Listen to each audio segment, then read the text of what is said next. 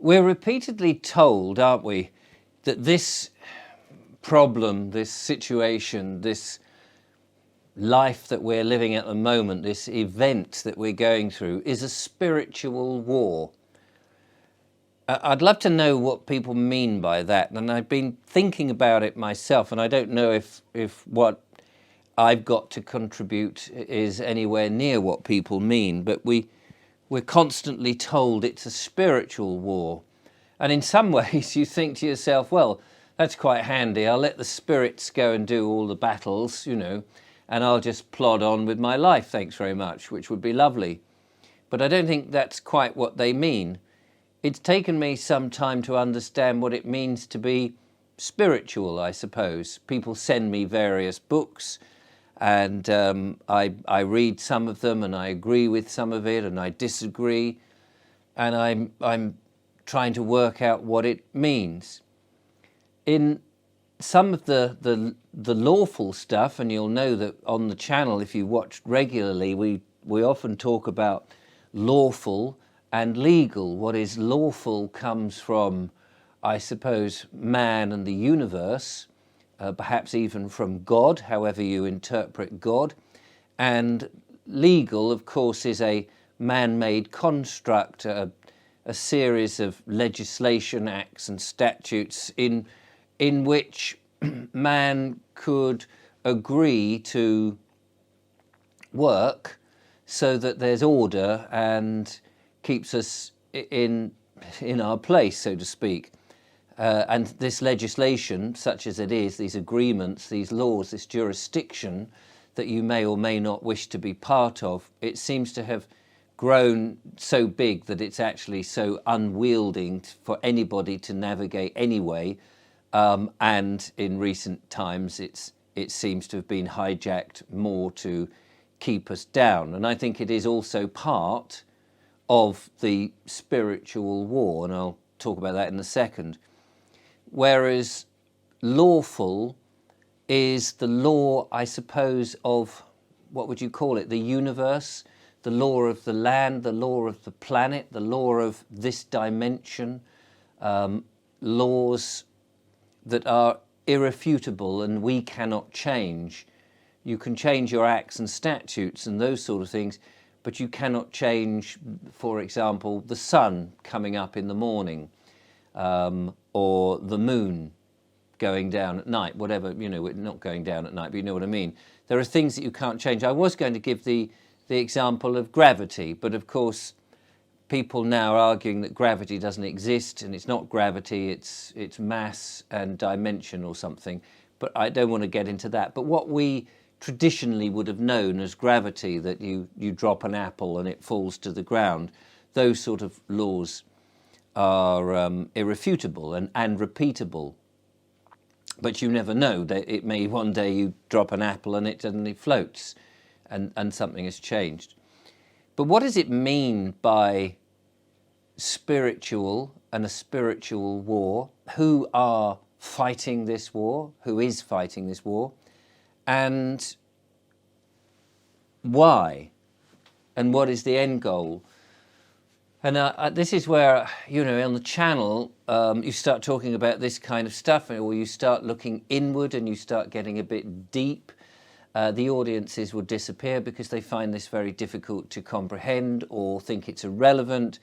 If I'm not putting up videos in which I'm saying, oh my goodness, they're trying to kill us and this is a different way that they're attacking us and here is some more bad news for you.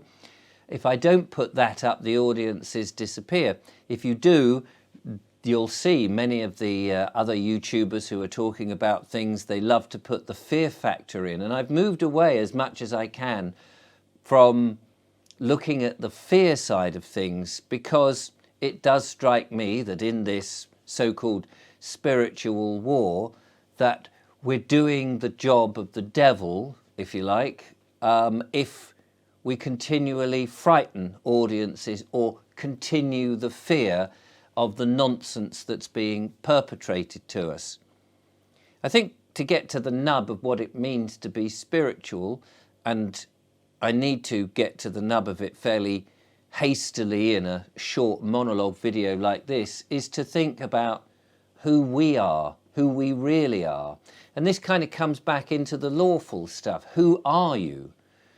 Not just a man or a colour of man, a hue man, the colour of man, but what are you? Are you a soul? Are you a soul that inhabits a physical body on a physical plane? And are we here temporarily? I believe Richard Dawkins, who's a believer in the Darwinist theory of evolution, seems to think, and I may be wrong unless he's changed his mind, but seem to think this is it. This is the only dimension that we're in. Like it or lump it, and when we're dead, that's the end. I don't believe that. I cannot believe that. And intrinsically deep within me, I feel that that is a complete nonsense. And in many ways, I think that's part of the spiritual war of misinformation. I think we've been lied to, certainly in the last 100 years, if not the last 200 or 300 years, with our history. We're seeing the falsification of history, and we're beginning to see how the cracks in the dam that has held us in these lies is breaking, and the light is shining through. There are so many events, and many of us can list them now, that is not quite as it seems. And it seems actually the more you look, the longer these lists of events that we've all been told and taught at school happened. And they may have happened, but not in the way that we think of them. And some of them may not have happened at all. And some of the statistics that we're given may not even be accurate at all. So things like there are, 8 billion population on the planet, is that what they're saying? It may be dubious that that is even true. I mean, it may be a greater number, it may be a far, far less number. I think that there is so much misinformation and we're being fed it all the time. And why? Why? Because it's a spiritual war, and the way you win a spiritual war is, it seems to me, that you keep those that you wish to win over low, in a low vibration. So you feed them fear, you feed them falsehoods, you feed them stuff that keeps them in a narrow band. And I think a lot of our history has been fed, so it makes us believe that we are actually in a narrow band and we can't get out. We don't think outside of the box, as they say. We don't think of ourselves as being powerful. So maybe with the round earth or the flat earth argument that people seem to be talking about a lot at the moment, maybe both of those are wrong, and people are arguing, they're giving you, it's either this or it's that, but actually the third way, where the truth probably lies, is something different. And my own personal opinion on that, and it's only my own personal opinion, is neither of those two are true, but that we are here and now, and that's it. It's not necessarily a round ball floating in space in an infinite universe, and it's not necessarily a flat plane surrounded by the Antarctic wall. I think both of those probably have extreme limitations and seems a nonsense, because when I close my eyes and I think, and I take a deep breath and I think deeply about who I am more than this physical reality. And I think, yes, I am here, wherever here happens to be, and I am here now, in the moment. And that seems to be enough. So this seems to be a dimension that I'm in, rather than a physical ball or a plane. And I use that as an example of how those people in authority who might know these real occulted secrets, if you like, of what we are to be spiritual have hemmed us into one way of thinking. And we know that from schools and the fact that we go to school, we then leave school, we go to universities or higher education, and we then go into the workplace and we work and we earn fiat money, and we have to then use that money in order to purchase physical things like a house or a car.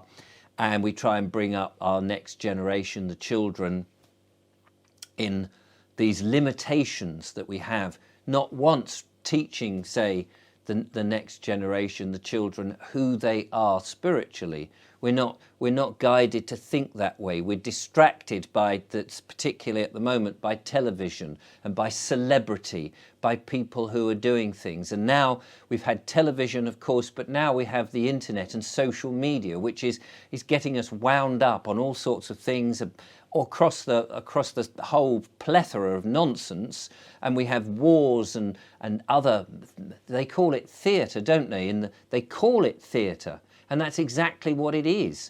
These wars of distraction in which we get worried and concerned about other people whose lives are being killed and changed. But it is theatre, and they call it that. And they're telling us all the time what it is, because we're too stupid to realise, actually, yes, close the curtains and leave the theatre, leave the auditorium. Let's not get dwelt into it, which is why I do not have a television. I do no longer listen to the radio. I don't listen to the mainstream narrative, and I don't read the paper.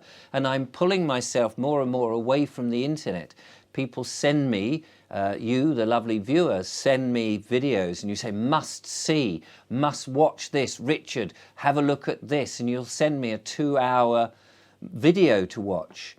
And I'm afraid to say I don't watch it. I don't watch them anymore, because it's all theatre, it's distraction.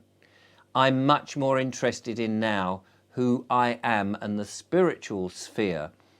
Not just woo-woo and ghosts and things like that, I'm not saying that, but I'm much more interested in the solutions, not the distractions, not the theatre. I'm more interested in how we take people away from those distractions, how instead of the divide and conquer attitude that we have, in which you get people arguing, like with the flat earth and the globe earth, and you get them distracted, or you get them arguing about whether this war is right, or whether who is on the right side in the Middle East. The people on the right side in places of war zones are the innocent men, women and children who are being impacted and never asked to have bombs thrown at them. They're the people who are on the right side, who are just trying to get on with their lives, not the politicians and not the warmongers, and certainly not the bankers who are behind the scenes funding all of this. This is completely wrong, and we're being distracted by thinking about that instead of thinking about the power and the strength that we have as individuals, as souls in these flesh and blood bodies, and the power that we have not been told about. And part of understanding that, it seems to me, is spending time in quiet contemplation, getting away from all the busyness, all the noise, and sitting quietly and thinking, taking your problems into the silence, and sitting, meditating. And you don't necessarily have to sit there with your hands in a certain position and your legs crossed and all of this sort of stuff. It's about being in the moment, taking your problems or your questions and connecting with your inner self, your higher self, your God, with the subconscious, however you want to identify it, with the source, if you like.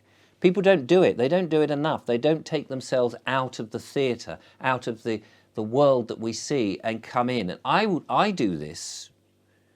This is my wood-burning stove. It's my kitchen range, if you like. I was very fortunate to have it as an inheritance from my father through money, and I chose to buy it. And I have in here, you probably can't see very clearly, but the fire will be going. It's not going now, I'm recording this in the morning, but in the evenings this will be going. And I would withdraw, sometimes with my partner, the lovely Julia, and we will sit, we may have a candle on, and we would withdraw and spend time away from that theatre of distraction. Time to understand what is true, what is real, what is of benefit, what is actually important to us. And it's not all these trinkets, it's not being on the phones and watching stupid TikTok videos and scrolling from this and scrolling to that, or listening to the news or whatever. It is about sometimes just connecting with whatever the universe is and understanding who we are, and that understanding the power that we have by raising our vibrations, by being joyous, by sending out love, by being open to ideas. And if I'm on my own, and occasionally I am sitting here on my own, I may well, and I know people laugh at me, but I will smoke my pipe, which is it's different from cigarettes. Cigarettes, for me, is a completely different, completely, utterly different type of smoking, because you're ingesting the smoke and it's giving you a nicotine hit. Although nicotine in and of itself, we now discover, is very vital to attack a certain medical intervention and a protein of spikes that has been put into you that may cause a lot of problems in the future. But the pipe, and I don't smoke cigars, so I can't tell you about those, but the pipe is, to me, quite ethereal. You puff the smoke into your mouth, you're not taking it into your lungs. And in its own way, the smoke is very spiritual. Now, I don't expect people to understand that. I mean, it's just my own interpretation. You may laugh at that and quaff, because we've all been now told for the last 20 or 30 years that smoking is bad. And again, there are many people in the truth movement who are, let's say, open to all sorts of ideas. But when it comes to some that they haven't even considered could possibly be true, and smoking, say, a pipe, is one of those that people think, no, it's been proved, and they believe all the science. And of course, anybody who believes science is probably misplaced in actual fact, because I don't think a lot of the science is for the physical world and not really for the spiritual world. But anyway, as I was saying, the smoke is very ethereal, and you get very contemplative, and for me it works. People will do other things, they may sit bolt upright and all of that, and I'm looking at the flames, which is a very basic element, and I feel very connected. And to me, those moments of connecting to the source is very inspirational. It means I can think deeply about all sorts of different subjects, and to me it seems important. When I walk out into the street, you'll see people who have been influenced by the advertising, by media. Their thinking is very simple, they're very much in the physical body, they're not in any kind of higher self or spiritual self. They're not even aware that perhaps inside them there is the real essence of life, and that they are just wearing this. They've become the physical body, and they're wearing all the bling, and they're listening to the phones, and they're very much in the upgrade, must-have material world, instead of paring stuff away and understanding really what the purpose is of being on this plane, this physical plane now. And I think that's where the spiritual war is, to me, is understanding that we don't need so much, that life is actually, the essence of life is much more simpler, and that we are very powerful, and that this is only part of the journey, this plane, this existence, and that there is much to look forward to. Not to say that we want to bring it on by any means. They're trying to get rid of us as much. But this plane, this material world, could be and should be a joyous and wonderful experience. it should be. I mean, nature is there in front of our eyes, showing us how beautiful this planet, for the sake of a word, can be. Particularly now in the spring, as we're seeing the blossom bursting from, in this hemisphere anyway, bursting from the plants. The hawthorn is coming into blossom and it's very beautiful. We've seen how blackthorn has been doing that. The hedgerows are coming. The apple trees, their blossom, the beautiful colours of the sort of pinks and the reds. And now we have bluebells and beautiful yellow plants, buttercups and so forth. It's a beautiful world and it's flowering and it's there for us to enjoy. But most of us have been moved away and put behind screens. We voluntarily create these prisons. We listen to the nonsense that's being told to us by the dark forces. We're getting ourselves enveloped in a lower vibration instead of going out into the countryside, instead of understanding the true nature of food and moving away from ping food, artificial foods. We've allowed governments to be created that are dictating to us the things that we must have, instead of us, the people, these individual souls, coming together and saying, that's not the kind of governance that we need, thank you very much. We'd like you to organise and do the stuff we're not interested in, like the building infrastructure and making sure the water is taken away and making sure that water is clean and healthy when it comes to our houses, that it is structured and has no nasties in it. We want the skies clear of any pollutants, thanks very much. We want industry cleaned up. And a lot of the commercial stuff is completely unnecessary for us. The simpler our lives are, the healthier they are. The more we're connected with our spiritual side, we understand the physical side, and that we don't need to rape the planet and have all this rubbish.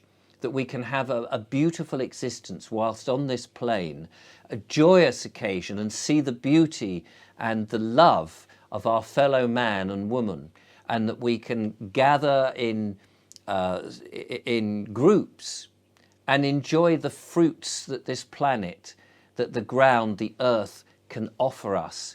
And while we're here, enjoy so much.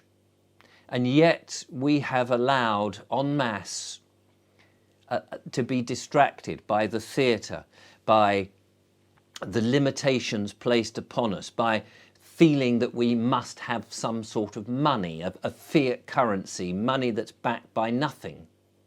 That we've allowed the illusion that we must have this type of governance that we have, that they control us, that they have sovereignty, that they can tell us what to do. Nobody can tell you what they can tell you. They can tell you what to do, but you don't have to do it. We need to start from that spiritual place, unite one another back into knowing what it is that actually the essence of this life whilst we're here is, and push away those dark forces and those limitations and that theatre and the nonsense, and create for us and our children and our children's children the real essentials of what life is about. Raise our vibrations so that we are joyous. Throw our heads back and laugh and sing and find opportunities to do more of that, to embrace and hug one another, to gather people round a fire and enjoy the fruits of the earth, the homemade things that we're making with our hands, not machines, not mass production, not commercial, not the exploitation of animals and other things, not the cutting down of the forests and building on farmland, but understanding the essence of what we are so that we can create the best utopia on this plane while we're here. That seems to me the purpose of this life. And we've messed it up because we've allowed ourselves to be distracted by all this the trinkets and the theatre and celebrity and the internet and the nonsense. And we need to step back into the spiritual and the real elements of the material world, not the fake illusions. And that, to me, I think, is what this spiritual war is all about.